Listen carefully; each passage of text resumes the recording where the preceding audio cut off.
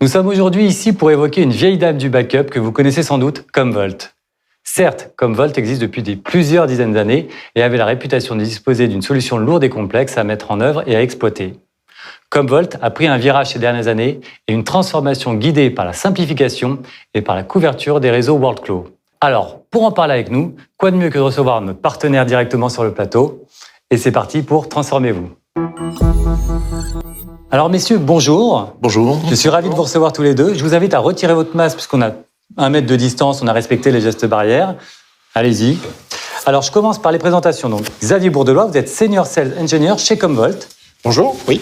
Et vous, Pascal Sébat, responsable de l'entité Data Protection chez SCC. Tout à fait, bonjour. Alors ma première question, ça va être par rapport à ce que je disais. Vous avez fait une transformation chez Commvault.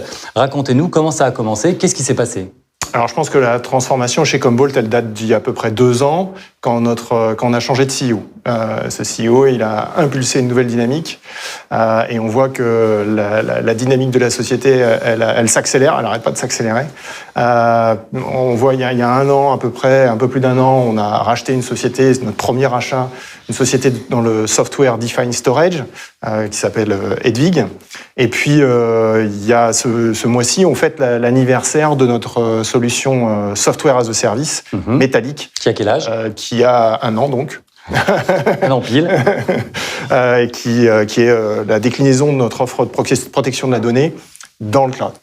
Et vous, Pascal, quelle a été votre perception justement de cette transformation? Par une démarche naturelle, on est allé rencontrer Commvault. Ils nous ont fait une démonstration à la fois d'installation et d'exploitation de la solution. On a réalisé vraiment qu'il y a eu un gros changement à la fois sur l'installation et sur l'exploitation, la facilité, l'ergonomie, enfin le tout, plus l'ensemble des workloads à adresser, fait qu'on a commencé à doucement, mais sûrement à se rapprocher. Et là, on est sur une dynamique, très bonne dynamique pour avancer. Vous avez été séduit. Exactement. Il y a une croissance exponentielle de la donnée. Quel est votre positionnement, vous, chez Commvault? Alors, en fait, Commvault se positionne comme un acteur majeur de la gestion intelligente de cette donnée. Et notre positionnement, en fait, c'est d'être capable de la stocker, de la protéger, de la gérer, et puis de l'utiliser le plus efficacement possible. Et chez SCC?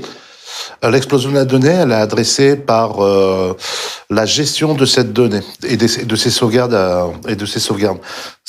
En clair, aujourd'hui, on constate que nos clients, c'est historique, restaurent rarement au-delà d'1 mois. Généralement, c'est au bout d'1 semaine.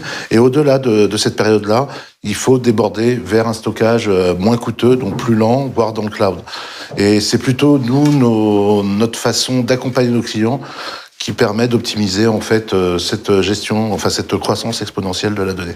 Alors, il y a une augmentation de la cyberattaque, les ransomware. Comment vous réagissez face à ça? Par la technologie, par le conseil, à savoir que les sauvegardes doivent être forcément externalisées, sur bande, sur le cloud, peu importe. Mais le tout, c'est d'accompagner nos clients, d'être sûr et de rejouer, bien sûr, les sauvegardes qu'ils ont réalisées. Puisque c'est le jour du sinistre, on doit s'assurer qu'on puisse redémarrer. Maintenant, anticiper une attaque ransomware, c'est extrêmement compliqué, puisque le principe du ransomware, c'est de se déclencher à retardement. Donc, il est très complexe de l'anticiper. En revanche, il existe des mécanismes qui permettent d'être alertés quasi en temps réel qu'on a une attaque à démarrer. Mais là, je laisse la main à Xavier. Nous, on va adresser cette problématique de sécurité, en fait, que l'on voit beaucoup depuis la pandémie. Vous avez eu des cas clients, justement? On a eu des cas clients à traiter par rapport à accompagner. En fait, on accompagne nos clients quand ils subissent ce genre d'attaque.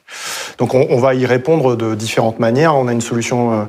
alors déjà, on a une solution logicielle. Cette solution logicielle, elle peut être déployée on-premise ou dans le cloud.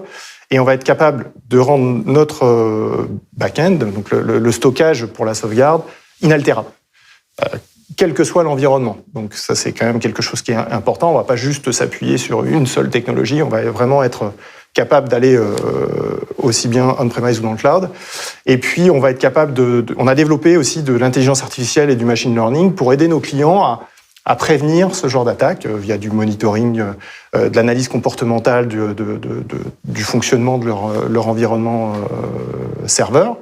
Voilà, on va être capable également d'avoir des technologies comme du honeypot, le fichier de l'heure qui va permettre de détecter si... Pot de miel, en français. Voilà. Qui va permettre de détecter si on a une attaque qui se produit ou pas, plus d'autres types de technologies. On va être aussi capable, comme tu le disais, de travailler aussi sur la validation et s'assurer que les backups sont bons. Donc d'être capable de tester les environnements, donc de tester les serveurs à vide pour être sûr qu'on va pouvoir restaurer et respecter les niveaux de service demandés par le client. Vous parliez du cloud, j'imagine que c'est une chose que vous développez de plus en plus. Alors pour nous, l'avantage du cloud étant une solution logicielle, en fait, on est capable d'adresser l'ensemble du périmètre. Un des gros différenciateurs que Commvault peut avoir sur le marché, c'est vraiment cette capacité d'adresser des charges de travail ou des workloads, que ça soit on-premise ou dans le cloud, et d'être capable de le gérer de façon uniforme avec une interface unifiée. On va être aussi bien capable de sauvegarder ou de protéger des environnements comme Amazon, Azure, des environnements indépendants ou des charges historiques sur du on-premise et d'être capable de les faire converger vers un endroit ou vers un autre en fonction des besoins clients. Il faut rappeler que les environnements cloud, ce ne sont que des infrastructures sécurisées et mises à disposition à nos clients.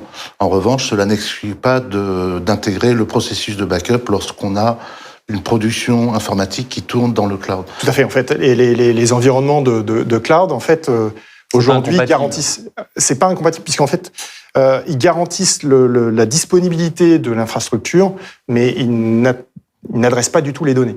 Donc, même si on prend des environnements de software as a service, comme on peut citer Office 365, Salesforce, ou d'autres types d'environnements, il est nécessaire de les protéger.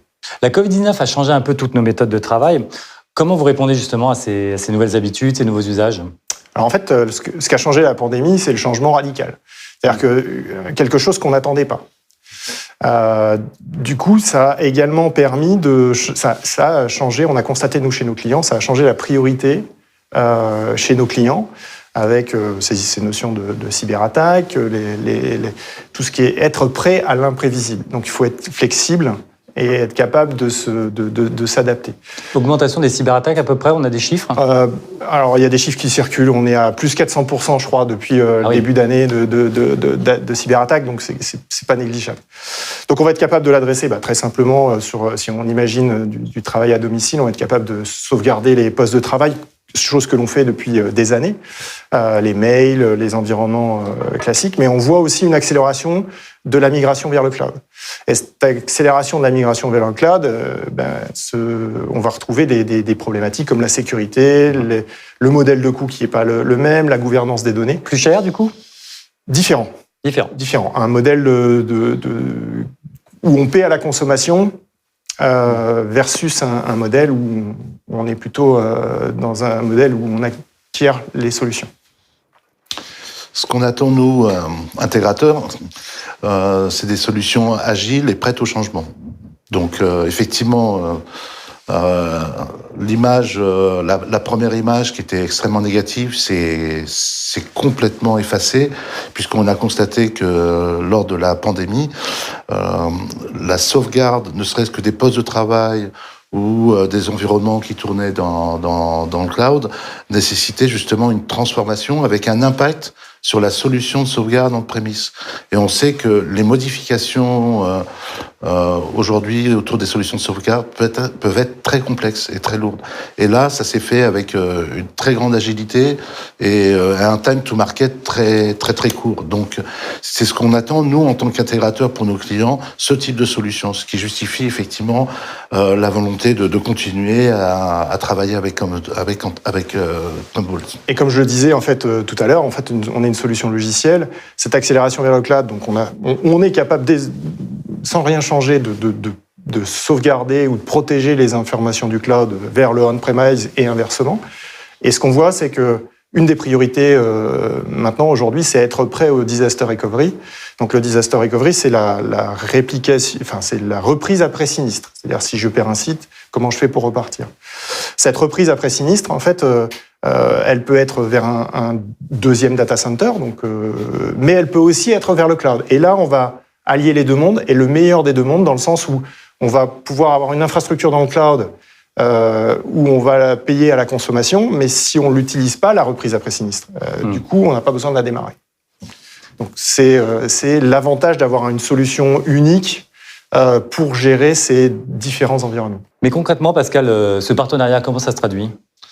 Tout simplement d'un rapprochement. D'abord, ce sont des hommes, donc du relationnel, et ensuite sur les dossiers où on a conclu de très beaux dossiers dans le domaine de la santé. Également, on a couvert comme quoi un des premiers clients en Azure Stack avec Commvault, qui était à ce jour un des rares sur le marché, sinon le seul, qui était capable d'adresser ce type de cas d'usage. Et tout se passe bien? Bien sûr. Toujours. Oui. Alors, c'est vrai qu'on a une solution avec une palette très très large qui permet de couvrir tous les environnements, enfin, pas tous les environnements, mais... Tous les secteurs? Qui a la plus large couverture fonctionnelle, c'est ce que disent les cabinets d'analystes. Et ça nous permet, justement, dans les environnements de virtualisation comme Azure Stack, d'être l'un des seuls à avoir une solution sans agent. Alors, pour conclure, un petit mot pour définir donc cette transition Commvault. Être prêt? Pascal? Toujours prêt. Toujours prêt? Et bien, merci à vous deux. On se retrouve une prochaine fois. D'ici là, à très bientôt pour un autre rendez-vous de Transformez-vous.